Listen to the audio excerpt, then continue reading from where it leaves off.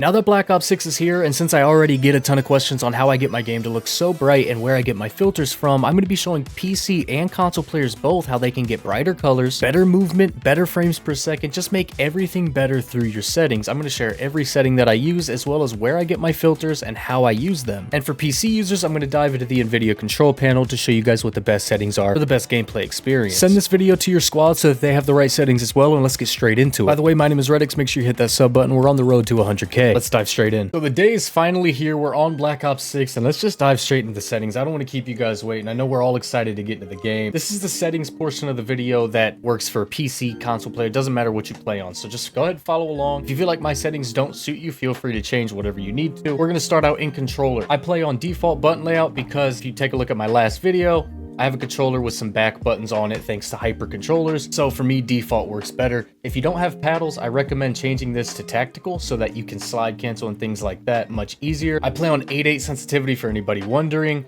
I have all of these options here turned off. They're just things that you don't really need. Simplified controls, low motor strain, these are things that are very specific to certain people. If you don't have a nice controller with instant triggers for L2 and R2, then I would recommend swapping this so that you can shoot a bit quicker. Controller vibration, turn that off. It can affect your aim. Trigger effect, turn that off as well unless you're playing campaign. Dead zone inputs, I have my dead zone all the way down to 2 because my controller, again, if you have an older controller with stick drift, you're going to want to put your right stick minimum to whatever it takes, however high you have to go until your stick drift stops happening. I don't have stick drift at all, so I'm down at 2. 1 is a little bit too touchy for me, 0 is insane. So I'm at 2. Left stick, I recommend putting this down to 0, 1, or 2 so that you don't have any delay when you try to start running. That being said, everything else I pretty much left as default. Let's move on to the aiming tab now. My sensitivity multiplier, I left all these at 1. However, for ADS focus, I put that to 0.9. For look inversion, that's on standard.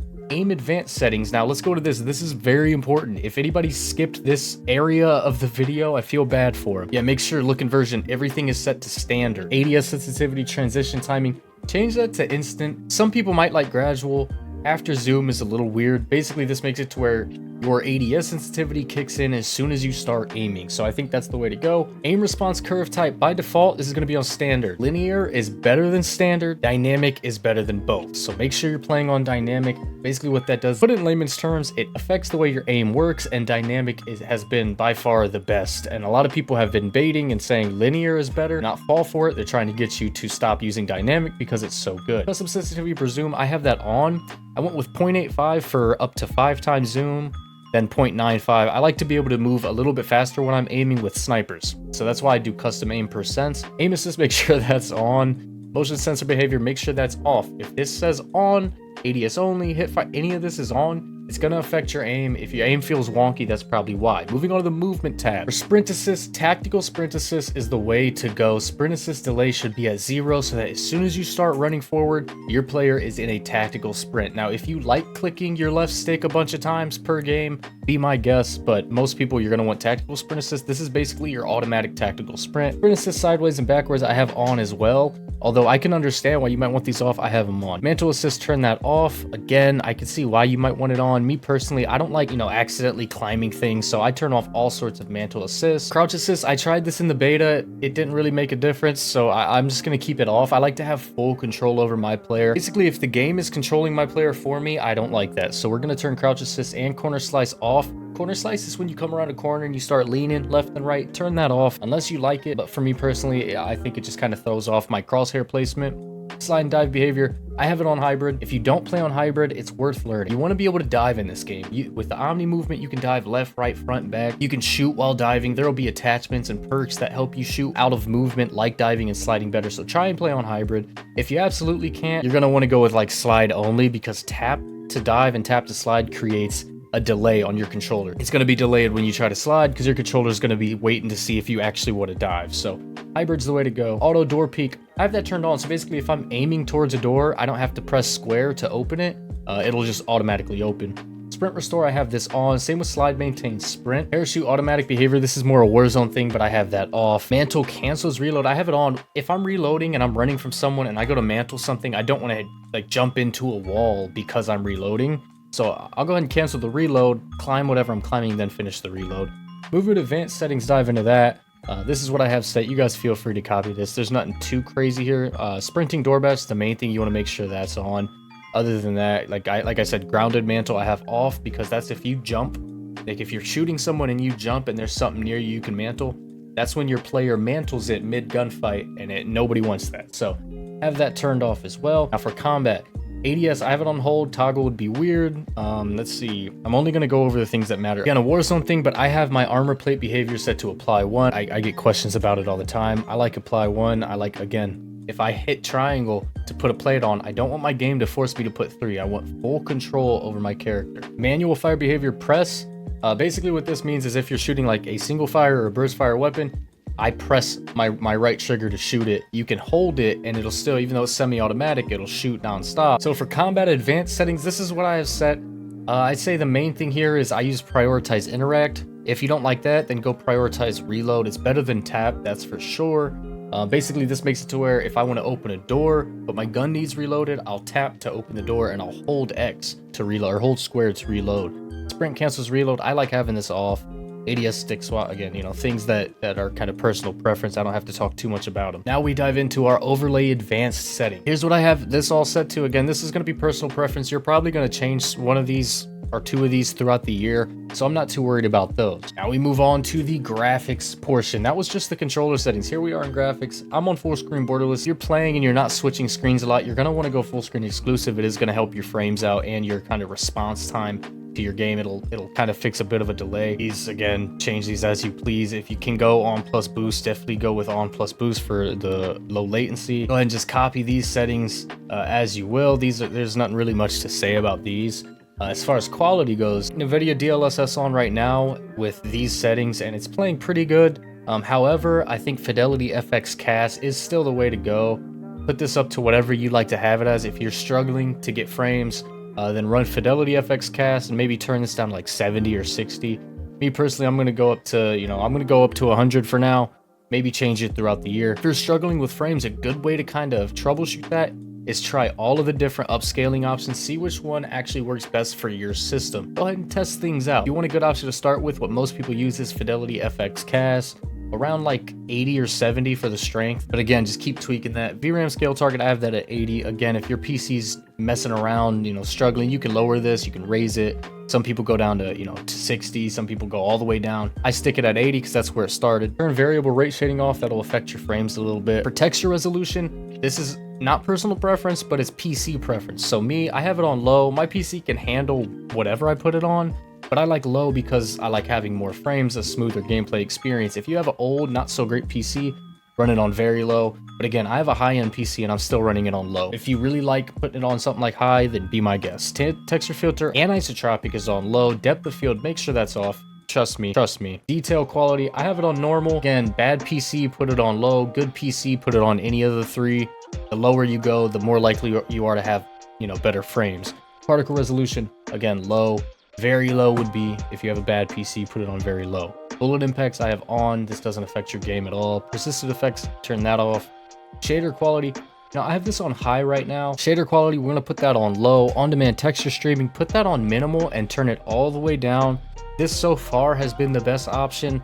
However, something could change in the future. Just hit the subscribe button because I will post updated settings here throughout the year as we learn more and more. But on day 1, this is what we're going with. Local texture streaming quality on low. Shadow quality very low. No matter what type of PC you have, there's no reason to have this on ultra or high. Very low is honestly the way to go. Screen space shadows off, low. See if there's anything else I need to explain. Go ahead and just copy the rest of these. Everything here at this bottom, the environment section, turn all that off unless you're going to go play zombies or campaign, then maybe you want to turn those on. There's a motion reduction preset, which is really interesting. However, it's unnecessary because we're going to go change those ourselves. So keep that on off. Field of view, I have it 115. If you play Warzone, 120 is good, but 112 to 1, I usually play on 112, but I have it on 115 for now. Affected, absolutely have your ADS field of view on effective. If not, you're going to have a big issue. Weapon field of view also should be on wide so that the weapon takes up less of your screen. Third person field of view, who cares? Vehicle field of view, turn that to wide, even though again, it's more of a Warzone thing. It's going to help you see more on your screen. Now, these are very, very important. The camera tab, think about it. Your camera is what you're seeing on the screen. It's your view. you want the least amount of clutter and shake as possible. So off for both of the motion blur options, least for both of the camera options for camera movement, and then the other two, these are personal preference, whatever you like to use. Moving on to audio, I have it on 20 just because right now I don't feel like having it blasting in my ear. It's 7 in the morning. Usually I have this up to about 80. I feel like it helps kind of fix some of the murkiness when you don't have it all the way up to 100. So I usually have it on about 80. This is the presets I have set. I like to have a little bit of the menu music because they snapped this year. The menu music is wonderful, as usual with the Black Ops game. Speaker output, make sure this is on stereo. Don't go Windows default, even if your Windows default is stereo. Click stereo. So this advanced headphone mode thing is basically the pay to win type of audio thing that they added to the game. So as you'll see, if you click on and then you click on it, it'll say, it says it somewhere, free trial available, right here in the middle of the screen, free trial available. So you gotta pay to basically have better audio. So for now, I'm gonna have that off. I might buy it, try it out, see if it's worth it. Audio mix though, I'm trying headphones right now, and headphones seems to still be the move. They have something now called like Sucker Punch and some other things that are worth trying, but for now, headphones is the good spot to start with. Mono audio, make sure that is off. Mute game when minimized, I have that on. Mute license music on. If you stream, make sure you have this turned on. They added something called asymmetrical hearing compensation, where you can actually change the decibels of each side of your headphones. So if you have like a messed up ear or a messed up headphone, you can kind of fix that a little bit in game. Last thing I'll really say, these two are big. Reduced tinnitus sound, have that on. It just, again, helps kind of fix some of the murky audios during certain situations in the game when there's explosions and whatnot. And then hit marker preset, look, turn it on classic. If you've been around for a while, you know that the classic hit marker sound, it makes you shoot better, it makes you shoot straighter. Again, these settings, these are whatever you want to do. I have it turned completely off because, man, these people just say the craziest stuff. Let's move on to interface now. These are all personal preference, but go ahead and copy my settings down if you would like. For telemetry, this is how you get your FPS counter, your server latency, packet loss. Those are the only three I think are important. Make sure you have your meters on here at the bottom as well, so that you know what's going on. If your computer is struggling, you want to be able to know, is it Black Ops, or is it my computer, or is it my connection, or is it the server? You know, whatever the case may be. Subtitles, you know, I have these on default. I like to have subtitles on, personal preference type of thing. Subtitle size, you can only go larger. Largest are default, so I stick to default. This is important. Color customization. Make sure your HUD color palette is on custom, and you can change your colors to whatever you want. Now, me personally, for teammates, I go blue because it's kind of a more dull color. And for enemies, we have the brightest highlighter yellow that we can get, because yellow is the first color that pops in, or that registers in your brain. That's why school buses are yellow. Fun fact, welcome to the Reddix channel, where we learn things that we don't need to know in life. Enemy though, I have it on yellow. I've contested still kind of on yellow. I couldn't think of what to change this to, so I just left it there. And then you can change your squad members colors as well, so a lot of people don't know about that. Now for color filter, make sure filter 2 is on. So take a look at the mini map here in the bottom right. Look at the red dots and look at how they change. So this is none, filter 1, filter 2, filter 3. So take a look at none. Now watch when I click filter 2. You probably didn't even notice the difference. It's the smallest uptick in saturation. It just makes everything a little bit more colorful. Make sure color filter targets on both so that it applies to both your interface and your game. Make sure your intensities are turned all the way up. That'll give you the brightest colors possible on both PC and console. Gameplay HUD, minimap shape needs to be square. That's very important. Minimap rotation should be on. Radar, turn this off. I turned radar on for a moment because I thought it was going to be something else. What it actually is it makes your minimap a radar and not a map. So turn that off. Compass type, minimap. I'm actually going to turn that on horizontal. I meant to put that on horizontal. That makes it to where the compass is at the top of your screen, I believe. Vehicle HUD prompts, who cares about that really? In-game text chat, turn that on or off. So this is pretty cool with crosshair now. Make sure your crosshair is on, crosshair dot on. Now you can change the size of the dot of the crosshair now. I have it on default because I like less visual clutter, but some people might actually find this helpful. So you can turn that to whatever you need. Crosshair spread, make sure this is on. This will basically help you know what your hipfire spread would look like if you're moving or if you're prone and things like that. Crosshair opacity, make sure that's on 100. I don't see why you wouldn't want it to be. Now crosshair color, this is interesting because now you can change your crosshair color. You can see it changing there in the bottom right. You can change your crosshair color to all sorts of things. So I'm used to white. I mean, I've been playing Call of Duty for like 20 years almost now, so I'm gonna stick to white. That's what we're used to, but it's cool that you can now change the crosshair color. Maybe someday we'll even be able to customize our crosshairs like on a game like Valorant. Hit marker visuals, make sure that's on. Damage-based hit markers should be on. That tells you if you got a headshot. Now, this is widget visibility. This is a new thing. You can basically change the entire look of your screen. If you want your mini-map to be up there in your top left, but you don't want it to be fully showing, you can turn the opacity down to 50. Then it's kind of see-through. A lot of different things you can change this here. Most of it's personal preference though, so I don't have anything for you. I leave it all on 100. This is the kill feed, score feed, a lot of great stuff that you can change. As far as that goes, that's all the settings for in-game. Now we're gonna go take a look at how I get these gorgeous filters on my game. So this is what everybody's game kind of looks like. It should look mostly the same whether you're on console or PC as far as the colors go. But take a look at how my game looks compared to yours. Watch how much brighter mine is. This is what my filters look like. So I'm gonna just turn them off and on a couple times just so you guys can get a really good look at how much more bright it is, and imagine how much more helpful that is when you're inside where there's a bunch of shadows and you're in a fight. You know, you get the point. I think everybody knows what brighter colors do. I think everybody knows why you would want them. And let's talk about how you can get them. So this is how you do the filters. It's this simple. This is the program.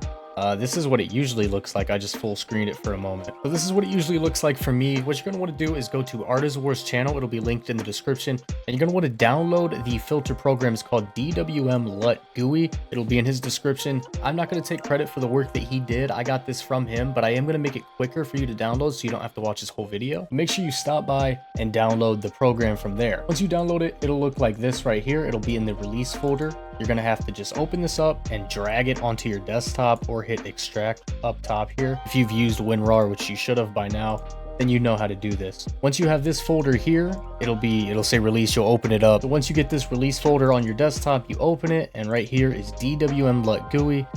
Right click it and hit either pin to start, add to favorites, whatever you want to do. I personally have mine down here in the taskbar. And once you open it, this is what it'll look like. So the top monitor here, this is my Alienware monitor. That's the one I game on. The one under is just my second monitor. So I only need filters on my gaming monitor. You can do them on both. I just use them for my gaming monitor. So you want to hit SDR LUT at the top, hit browse, and then this is where you can pick any filters that you have downloaded. I got these from Artist War. Again, go to his video. It tells you how to download these if you want them. But if you have other filters that you like, you can use DWM LUT GUI to apply them. I use this Supersat Shadow Seer for anyone wondering. Once you hit it, it should say under SDR LUT by your gaming monitor. It should say the name of the filter. You just hit apply and then it'll be on. Now you won't be able to see it on the recording right now, but trust me, my screen just got much brighter. It actually burns. I'm going to disable it for now. It's very good for gaming, but if you're watching YouTube videos and things like that, make sure you disable it. Here's the good part though. Once you lower it, it'll say the program's closed, but it's in your system tray, and you can just right click and hit apply to turn them on, and then disable to turn them off. It is really that simple, so make sure you go to Artist Wars channel to download both of these things. Again, I can't put them in my description. I don't want to act like I'm taking credit for something he did, but if you want my filters, that's how I got them. Now, I'll make this last section quick because a lot of people like to talk your ear off about it. I'm not going to do that. Right click if you're on Windows 11, go to Show More Options, and go to NVIDIA Control Panel. So again, just right click anywhere on your desktop. It's your NVIDIA Control Panel. You could just search for it if you need to as well, if you can't find it. Go to Manage 3D Settings on the left, and just copy the settings I have. Again, I want to make it easy. I'm just going to scroll down the list slowly. You can pause it and just copy the settings over. I'm not going to explain everything because A, I don't know what everything does, and B, I don't think you care what most of this does. I think you just want to have the right setting. At least that's how I am. I like to make sure I have the correct stuff on, and if you want to change anything that I have set, feel free to do so. Now from there, last thing you need to do is go to change resolution. Make sure you click on both of your monitors and check the refresh rate right here. So on my second monitor, I used to game on it. It goes up to 120 Hertz. It was at 50 Hertz for like a year, and I didn't know. I always just thought I had a really bad PC. Turns out my monitor settings were just incorrect. So make sure you do that. If you had your refresh rate on like 120 and you're upping it to 240 now, make sure you come back and thank me because it is going to be such a big difference. And I'm just glad that somebody's going to see that and it's going to fix their situation. It's going to help their game feel so much smoother. With that being said, now moving on to the desktop color settings. I don't have these changed currently because I use filters, but if you don't want to use the filters, you could turn your brightness up to like 55. Contrast, definitely turn that up. Gamma a little bit. Digital vibrance, I think I used to put it up to 70 before I used the filters. So there's other ways to go about filtering your game without actually using a filters program if you don't want to. That's it for the NVIDIA Control Panel. Share this video to someone who you think needs it. Like it if it helped you. Subscribe because we're on the road to 100K. Now let's go enjoy some Black Ops 6.